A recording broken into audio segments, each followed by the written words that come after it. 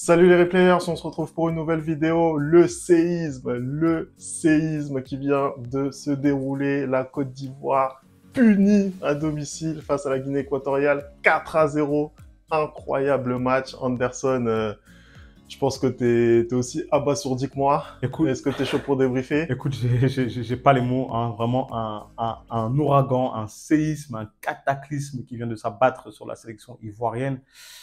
Écoute, lance le générique, hein, qu'on débriefe ce match ahurissant. Allez, on y va, c'est parti.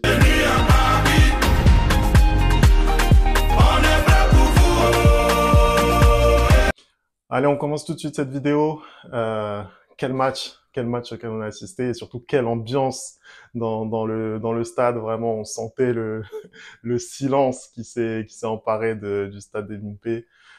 Anderson, c'est quoi ton regard sur cette Côte d'Ivoire? Bah, écoute, Femi, je suis surpris. Je suis surpris. Je pense que dans nos vidéos d'avant CAN, en route pour la CAN, on avait placé cette équipe de Côte d'Ivoire parmi les favorites pour comment dire, remporter la compétition. Et le visage qu'ils ont affiché aujourd'hui m'a totalement surpris. Le score, est-ce que le score reflète la physionomie du match? Je ne sais pas. Mais en tout cas, le score reflète la non-efficacité totale de la part de la Côte d'Ivoire qui a totalement déjoué. Et pourtant, Jean-Louis Gasset avait fait énormément de changements dans cette équipe. On a notamment Nicolas Pepe et Oumar Diakité qui a fait un très très bon match d'ailleurs, qui était titulaire. On a aussi Sango qui a remplacé Aurier. Et on avait les trois du milieu, Fofana, Kessie et Sangaré, toujours présents au poste. Ils font une bonne première mi-temps, ils ont les occasions, mais ils n'arrivent pas à trouver le chemin des filets. Où ça s'est gâté pour moi, c'est plus en deuxième période et aussi sur ce premier but où ils sont totalement amorphes lorsque le joueur Passif, ouais. équato-guinéen il pénètre la défense. C'est-à-dire qu'il y a un 2 contre 6 et il arrive à avoir un but là-dessus. Même Jean-Luc Gasset est dépassé et c'est pas normal. C'est-à-dire que tu es le pays hôte, tu as l'obligation de faire un résultat et tu te permets d'avoir des largesses défensives. À ce niveau-là, ça paye cash en fait. Bah, après, il rentre assez vite dans la surface de réparation. Je pense que la faute, elle aurait dû arriver plus tôt. Mais c'est vrai que sur ce but-là, bah, tu te dis forcément, une fois qu'il a pris de la vitesse, c'est très compliqué derrière de le stopper. Mais après, au-delà de ça, effectivement, je pense que la Côte d'Ivoire, elle perd le match en première mi-temps, en fait, parce que bah, les occasions, elle n'arrive pas à convertir en fait. Moi, je vois notamment un Nicolas Pepe qui n'arrive pas à marquer. Je vois un Christian Kouamé en deuxième période qui n'arrive pas non plus à marquer. Sur l'action de Nicolas Pepe, je suis désolé, il doit faire mieux que ça. Mais il Il doit doit faire mieux que tomber. ça. Il doit Il tomber doit pour tomber tirer et prendre avant, le en fait. penalty. Exactement, Bien sûr, exactement. bien Faut sûr, bien réfléchir. À un sûr. moment donné, on est là, on parle des Brésiliens, des Italiens qui simulent tout le temps, mais c'est de l'intelligence de jeu. Surtout que on lui demande pas de simuler. Il y a faute. Il y a faute. Ah, ça sert à quoi Il y a de totalement faute. résister à une charge alors qu'il y avait totalement faute et du coup, bah, là, il continue et le gardien équato-guinéen qui fait un match extraordinaire d'ailleurs, il arrive à récupérer le ballon. Et comme tu l'as dit, Christian Kouamé, c'est la même chose. Le nombre d'occasions qu'il a gâché. À un moment donné, je crois que c'est en deuxième mi-temps, il a un face-à-face. Soit tu mets le but, soit tu fais la passe en retrait. En fait, les Ivoiriens ont joué trop de manière personnelle et pas assez en équipe pour aller gagner cette rencontre, en fait. Le seul qui a amené un peu de variété offensivement, bah, c'est Omar Diakité. Hein. C'est lui qui voilà, amenait vraiment, qui arrivait à déclencher. Et c'est vrai que à côté de ça, c'est très, très amorphe. Tu l'as dit, Jean-Louis Gasset, il a fait les changements qui, je pense, s'imposaient, hein, puisque le milieu de terrain, c'était le maillon fort de cette équipe. Et c'est vrai que voilà, que ce soit offensivement ou notamment côté droit de la défense avec Serge Aurier, c'était les points faibles qu'on avait identifiés de cette équipe. Jean-Louis Gasset a réagi lors de ce match contre la Guinée équatoriale et malgré ça, cette équipe de Côte d'Ivoire n'arrive pas à s'imposer. C'est vraiment très compliqué. Bah, le souci Du coup, aussi, Femi, avec, ouais. si je peux me permettre, le souci aussi avec ce milieu de terrain, il est très fort. Et en regardant en fait la feuille d'avant-match, et et en regardant un peu les précédentes rencontres de la Côte d'Ivoire, notamment contre la Guinée-Bissau et contre le Nigeria, en fait, je me rends compte que c'est un milieu de terrain avec trois mêmes profils. Il n'y a personne pour créer le jeu. Il n'y a personne pour créer le jeu et pour envoyer le ballon aux attaquants. Et c'est un peu normal qu'on se retrouve dans cette situation-là, même si aujourd'hui, ils ont eu les occasions et qu'ils n'ont pas réussi à créer.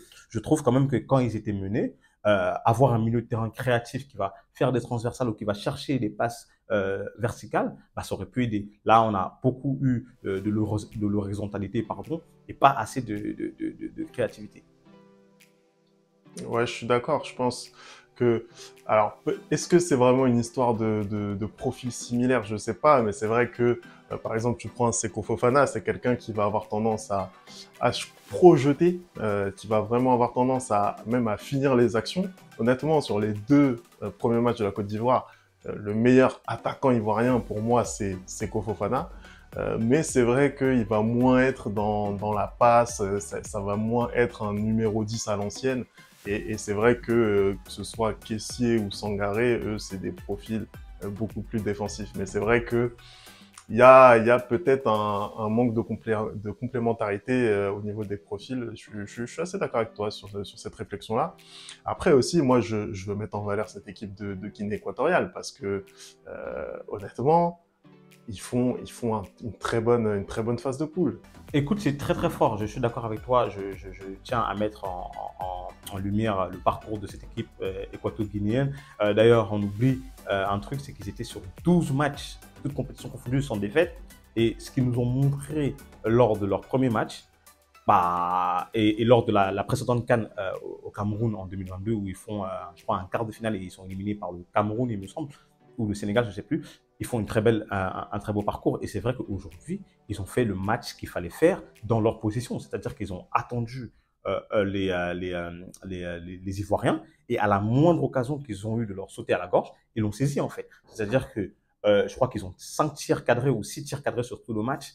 6 tirs, pardon, dont 5 tirs cadrés et 4 buts.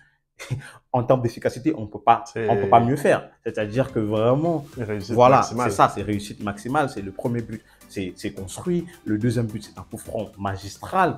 Le troisième but, c'est un peu pour moi la faute des Ivoiriens qui, dès l'engagement, ils perdent le ballon. Ça, c'est vraiment une action, je ne comprends pas. C'est là vraiment où tu vois qu'ils sont totalement perdus parce qu'ils font un engagement, ils perdent le ballon et ils se prennent un but tout de suite, qui est très bien négocié d'ailleurs de la part de la Guinée équatoriale. Et alors, le quatrième but, bah, c'était la porte ouverte à toutes les fenêtres. Et on aurait même pu avoir un cinquième but à la toute fin du match où il y a une belle action encore équato-guinéenne qui aurait pu se terminer au fond des filets. En fait, moi, ce qui m'a dérangé de la part de cette équipe ivoirienne, c'est plus après le deuxième but, parce que le coup franc, tu ne peux rien faire. Et entre le deuxième but et le troisième but, c'est-à-dire que normalement, tu dois mettre beaucoup plus. Beaucoup plus. Tu vois qu'il y a 2-0.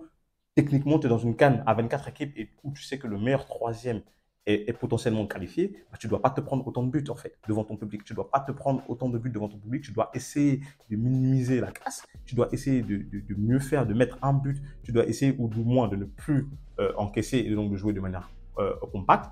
Et tu vois qu'ils sont totalement désorganisés en fait. Tu vois que le mental n'y est plus. Tu vois qu'il n'y a plus rien. Il n'y a plus de circuit de place. On balance les ballons devant. On essaie de faire des centres. Et franchement, c'est très grave en fait. Quand tu organises la CAN, de livrer une telle prestation devant ton public, et d'ailleurs un public aussi pour moi qui n'a pas joué son rôle ce soir, c'est très grave en fait. Ouais, c'est vrai, tu fais bien de le préciser. Je pense que ils ont été aussi très refroidis par l'ouverture du score et ça a pas forcément aidé. Mais ce que tu disais sur justement le fait que les Ivoiriens devaient mieux gérer le fait d'être menés au score, ça je suis totalement d'accord parce que là on va le voir au classement, c'est vrai que ça les met en fait dans une posture très très compliquée, même pour finir parmi les quatre meilleurs troisièmes. Alors donc la Guinée équatoriale, elle est première avec ses 7 points. Même chose que le Nigeria. Nigeria. Mm. Mais effectivement, la Côte d'Ivoire, pour elle, ça va être très très compliqué maintenant de pouvoir se qualifier parce que bah, ils sont certes troisième avec 3 points, mais la différence de but, elle en a pris un énorme coup. Là, ça va être très très compliqué. Est-ce que toi, tu y crois encore? Bah, c'est possible. Franchement, je pense que c'est possible avec cette CAN où vraiment on a énormément de surprises. Cependant, les chances sont vraiment infimes, infimes et ne sont plus maîtres de leur destin. Il faudrait vraiment une contre-performance des autres équipes pour que cette équipe ivoirienne puisse se qualifier. En fait, le souci, surtout, c'est cette différence de but, en fait. Cette différence de but, aujourd'hui, qui leur fait très, très mal. Ils sont à -3. Et une équipe comme la Gambie, par exemple, si elle bat le Cameroun ne serait-ce que 2-0, elle est meilleure troisième devant la Côte d'Ivoire, en fait. Donc, il y a trop de possibilités qui font que le 4-0 de ce soir fait très, très mal à la Côte d'Ivoire. Et vraiment, les chances sont de l'ordre de 1%. Mais, écoute, tout est possible à celui qui croit. Et je pense que ce n'est pas fini. Ce n'est pas fini. Écoute, on verra ce qui va se passer. En tout cas, c'est un cataclysme qui vient de se passer ce soir à Bimpe, où la Guinée équatoriale lamine les éléphants de Côte d'Ivoire 4-0. Merci d'avoir regardé cette vidéo. On n'oublie pas les bonnes habitudes, @LeRipleyFoot. Vous me dites ce que vous avez pensé de ce match. Nous, bien entendu, on continue à suivre cette Coupe d'Afrique des Nations sur la chaîne, voilà, avec du contenu tous les jours, des réactions d'après-match, bref, vous connaissez. Et puis nous, on se retrouve très très vite pour une nouvelle vidéo. Ciao!